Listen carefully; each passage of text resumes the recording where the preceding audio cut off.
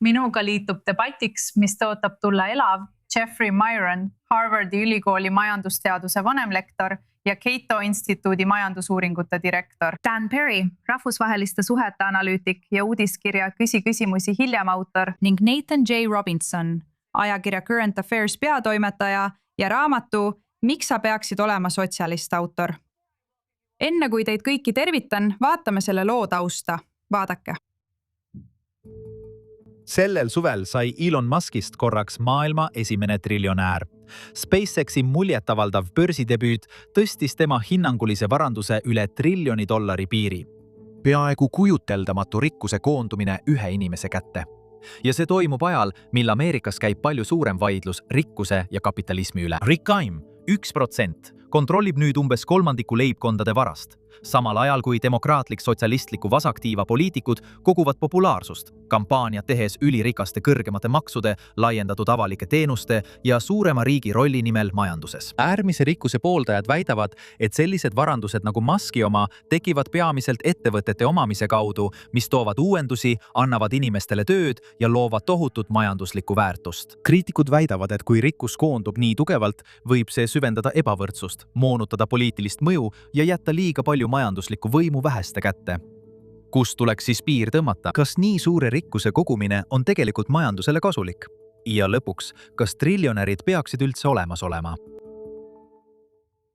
Hästi, nüüd on aeg meie 30-sekundiliseks kiirvooruks, kus osaleb iga paneelikülaline. Igalühel on 30 sekundit, et vastata meie esimesele küsimusele. Ja pärast seda avame selle arutelu pikematele vastustele. Alustame siis. Nathan J. Robinson, sina vastad esimesena meie esimesele küsimusele. Sul on 30 sekundit. Kas triljonärid peaksid olemas olema?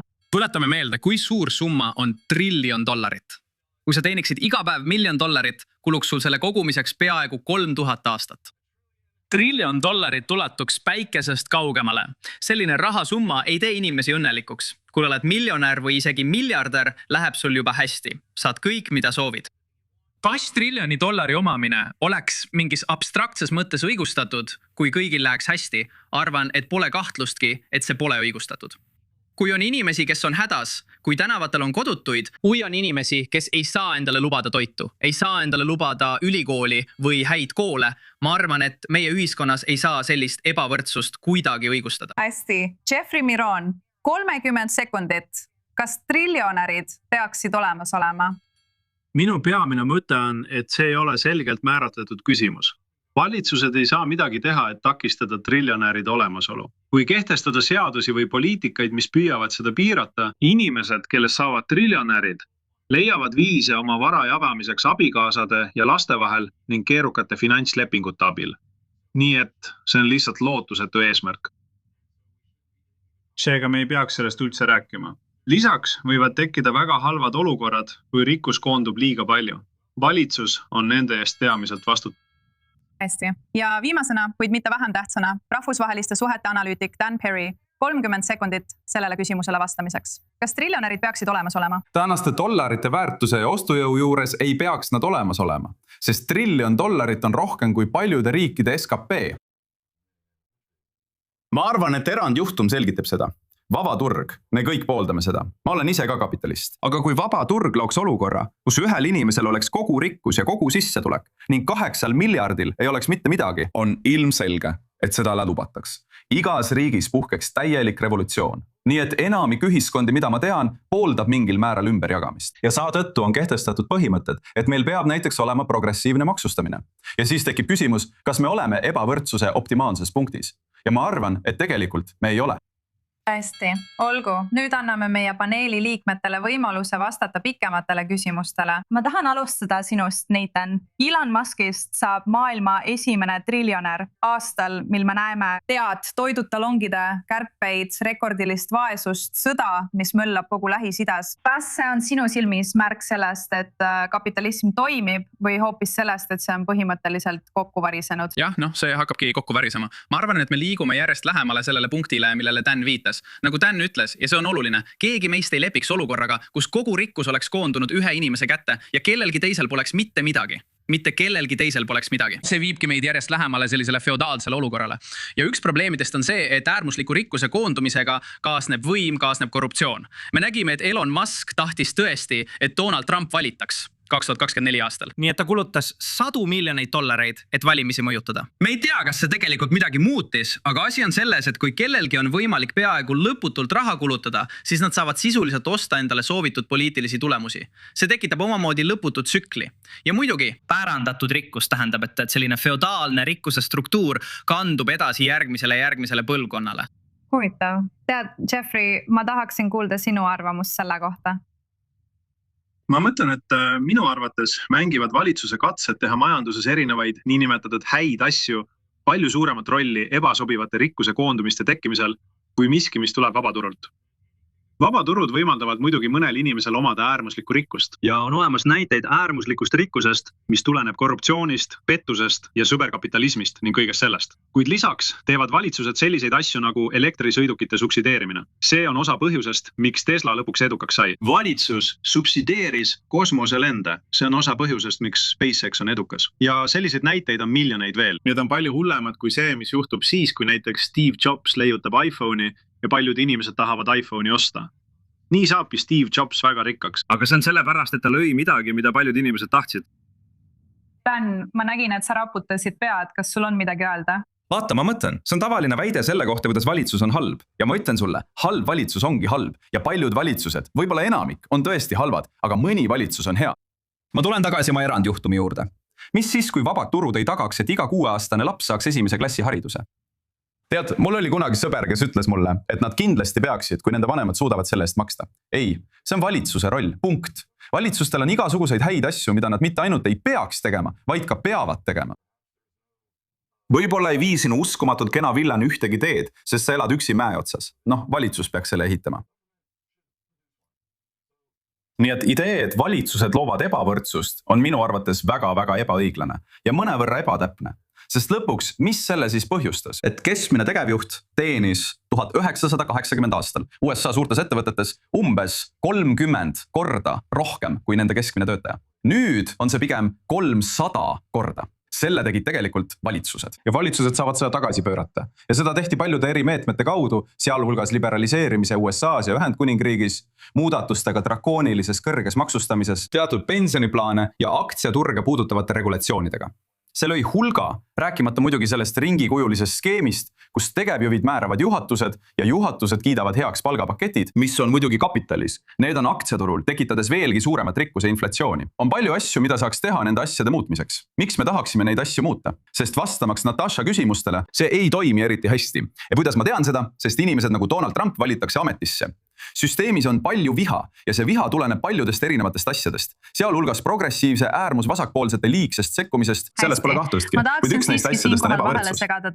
Ma tahaksin küsida Nathanilt. Me näeme praegu ka paljude teiste inimeste valimist, kes ei jaga tingimata seda sama armastust kapitalismi vastu nagu Donald Trump. Praegu on Ameerika Ühendriikides võimule tulemas laine demokraatlikke sotsialiste. New Yorgi linnapea Mamdani on neist vaid üks. Nathan, mida sina sellest arvad?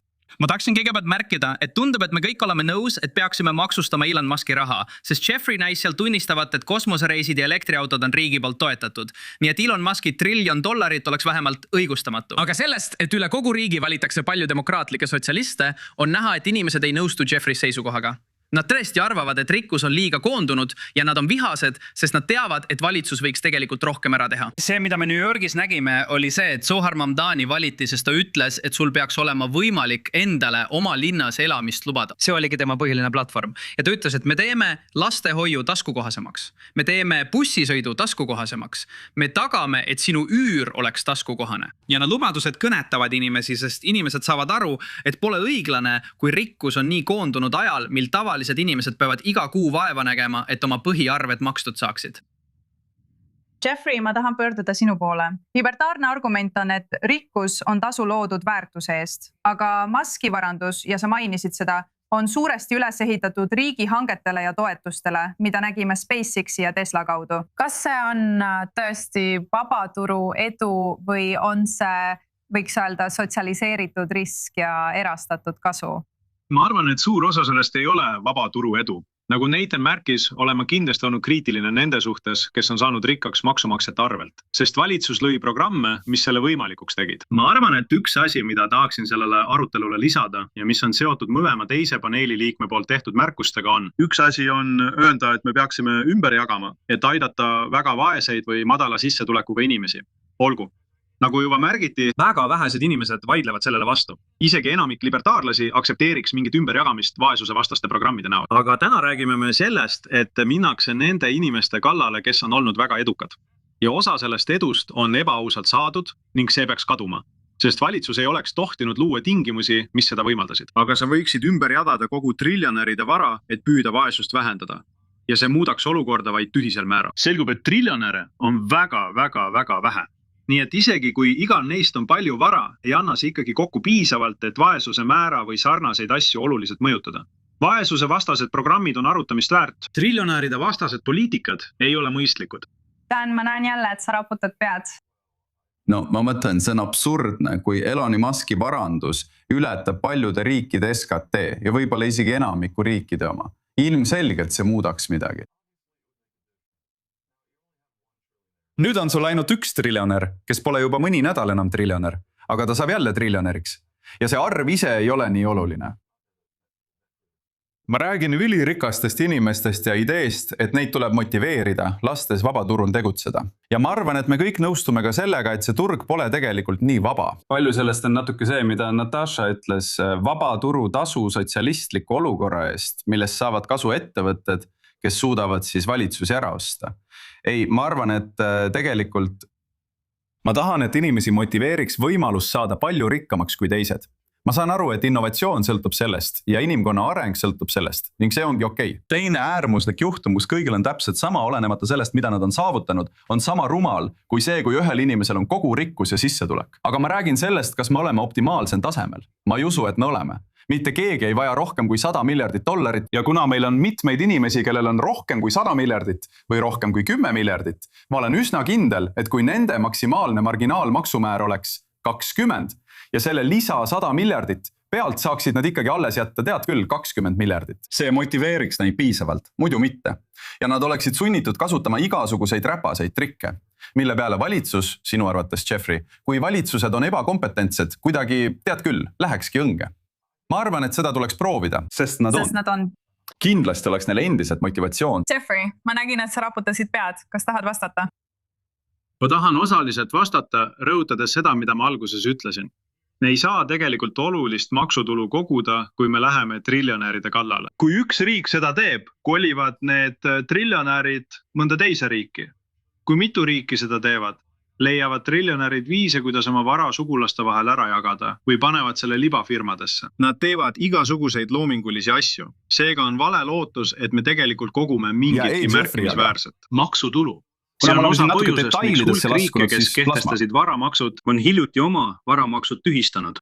Võib-olla pole õige viis minna triljonäride või megamiljardäride kallale siis, kui nad juba selliseks saanud on, vaid takistada selle rikkuse kogunemist juba alguses. Ja ma ei ütle, et keegi ei tohiks teenida üle $1 miljardi.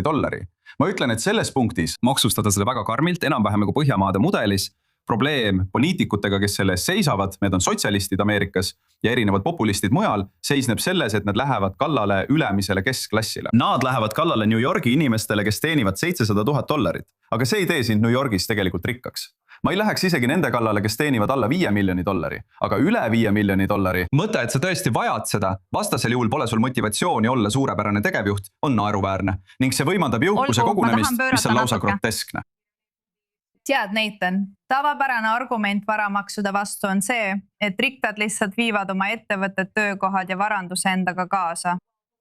Tead näiteks New Yorgist lahkumine nüüd, kui Mamdani on linnapea tänu oma demokraatlik sotsialistlikele poliitikatele. Kas see on tegelikult tõsi? Või arvad sa, et see on pigem lihtsalt tõhus lobitöö? Olgu, olgem selged, millest siin räägitakse. Ja see, mida Jeffrey väidab, on sisuliselt see, et need inimesed on liiga võimsad, sest nad on seadusest kõrgemal. Sa võid teha ükskõik millise seaduse, mis sulle meeldib ja nemad leiavad lihtsalt viisi, kuidas sellest kõrvale hiilida, sest neil puudub igasugune austus sinu kehtestatud seaduste vastu. Ja nad kaitsevad oma rikkust demokraatlike püüdluste eest kehtestada seadused selle kohta, kui palju vara inimesel tohib olla. see ütleb sulle tegelikult kõik selle kohta, et selliseid inimesi sellise võimuga ei tohiks ühiskonnas olla. Nüüd see on alati konservatiivide argument on, mida iganes sa ka ei prooviks teha, see on mõttetu, eks. Ma ei usu, et see tegelikkuses paika peab. Tegelikkuses, kui sa kehtestad tulumaksud ja jõustad neid, siis inimesed kipuvad oma makse maksma. Sa pead lihtsalt jõustama. Sa pead lihtsalt tagama, et inimestele, kes viivad oma vara riigist välja, oleksid majanduslikud karistused. Mõnda neist asjadest tuleb tõesti teha riiklikul tasandil, sest meil on 50 osariigiga süsteem. Ja see soodustab sellist allapoole suunatud võidujooksu, kus kui üks osariik tõstab makse, siis teine võib makse langetada ja öelda, tulge siia. Aga see ongi argument selle tegemiseks riiklikul tasandil, kus väga vähesed inimesed Ameerika Ühendriikidest lahkuvad, selle asemel teha seda linna või osariigi tasandil. Ja see lihtsalt tõestab, et neil inimestel on liiga palju võimu. Huvitav, okei, ma tahaksin siin natuke küsida moraalifilosoofia kohta. On moraalifilosoofia, kes väidavad, et keegi ei teeni $1 triljonit täiesti omal jõul. Põhimõtteliselt on äärmuslik rikkus alati osaliselt üles ehitatud sotsiaalsele infrastruktuurile, avalikule haridusele, õigussüsteemidele ja teiste inimeste tööle. Kas ühiskonnal on õigustatud moraalne õigus osa sellest rahast tagasi nõuda, näiteks Elon Muski käest? Jeffrey? Ma ei hakka seisukohta võtma selle kohta, millised moraalsed nõuded on õigustatud või mitte. Ma tahan lihtsalt oma seisukohta selgitada. Ma ei väida, ei peaks triljonäre maksustama. Olgu, loomulikult me maksustame triljonäre. Mina vaidlen vastu sellele väitele, mis on selle arutelu teemaks. Kas triljonärid peaksid eksisteerima? See tähendab justkui seda, et me peaksime kellelgi keelama nii palju teenida või peaksime kehtestama konfiskeeriva maksustamise, mis kogu selle vara minema peletab. Me peaksime maksustama kõrge sissetulekuga inimesi mõistlike määradega, mitte ülemäära kõrgete määradega, sest see tekitab maksudest kõrvalehoidmist ja vältimist. Aga kindlasti peaksime maksustama triljonäre ja nemad peaksid maksma oma õiglase osa. Nathan, ma tahan sinu poole tagasi pöörduda ja saada aimu, mida sina arvad, et tuleks teha. Millist poliitikat võiks tegelikult rakendada, mis oleks tõhus ebavõrdsuse vastu võitlemisel, mida me tänapäeva maailmas näeme, ja raha ümberjaotamisel? Lihtsalt moraalsete väidete küsimuse kohta. Ühiskonnal ja valitsusel on õigus ja kohustus tagada, et inimeste põhivajadused oleksid rahuldatud. Ja see kohustus on moraalselt palju kaalukam kui inimeste õiguse austamine koguda nii palju varandust, et neist saaksid justkui surelikud jumalad maa peal, eks. See kohustus hoolitseda inimeste eest on ülioluline. Tööandjate kohustus on tagada, et nad maksavad oma töötajatele korralikku palka, et töötajad suudaksid oma ettevõttes teenitava palgaga katta oma põhivajadused. Ja mida ma siis ütleksin? Meil on vaja kehtestada sellised poliitikad, mis tagavad selle tulemuse, et kõik ühiskonnaliikmed on hoitud. See tähendab, et iga töötaja peab saama liituda ametiühinguga, et neil oleks vajalik läbirääkimisjõud tööandjalt hea kokkuleppe saamiseks. See tähendab seda. See tähendab näiteks luksuslike teise kodude maksustamist, mida New Yorgis kehtestatakse. See tähendab ka tulumaksu tõstmist, varamaksude kehtestamist, et tagada, et ülikool oleks taskukohasem, et kõigil oleks tervishoid kättesaadav. On terve rida ettepanekuid, mida sotsialistidest kandidaadid on välja pakkunud ja mida isegi liberaaldemokraadid on esitanud. Kõik need on loodud selleks, et tagada, et me elaksime moraalses ühiskonnas, mis hoolib inimestest ega sea vara inimestest tähtsamaks. Asi nende moraalsete ühiskondadega on see, et paljusid selliseid pingutusi on minevikus palju kuritarvitatud ja need on lõppenud korruptsiooniga. Ja see läks vastuollu inimloomusega. Kommunism on siin klassikaline näide. Ja tead, sa räägid vajadusest muuta New Yorgi linn taskukohaseks. Ma tahaksin, et see nii oleks. Mu tütar elab New Yorgis ja see on taskukohatu. Aga reaalselt on New York üks neist maailma linnadest, mis on kapitalismi tipus. Kellelgi ei ole õigust seal elada, sa pead piisavalt teenima, et seal elada. Nii see lihtsalt ongi. Nii et paljud neist plaanidest, millest sa räägid New Yorgis koos Mondaniga, ei hakka lihtsalt tööle, sest need on kapitalismist liiga kaugel. Ma räägin millesti muust. On asju, mida ühiskonnal on täiesti moraalne õigus ja tegelikult ka kohustus teha. Selleks, et tagada, et üldine olukord oleks suurema hüve nimel. Ma ütlesin, et olen kapitalist. See tähendab, et ma tahan eraomandit, kuid isegi see, et ühiskonnad lubavad eraomandit, on mõnevõrra uus asi. Kui seda omandit toetab riik, mis jõustab sinu õiguse seda omada ja takistab teistel seda sinult ära võtmast, siis see on fundamentaalne. Me teeme seda, sest usume suuremasse hüvesse. See ei ole suurem hüve, kui meil on selline ebavõrdsuse tase nagu praegu Ameerika Ühendriikides. Praegu näeb see välja nagu pettus. See teeb inimesed õnnetuks, see ajab inimesed hulluks. Seega olgu selleks siis varamaksud või realiseerimata kasumi maksustamine või kapitali maksustamine samal tasemel kui tööjõudu. midagi tuleb teha ja saab ka teha. Ja muide, mis puudutab Ameerika Ühendriikidest või mõnest teisest riigist lahkumist, siis ma pole selles nii kindel, aga on olemas üleilmne maksustamine.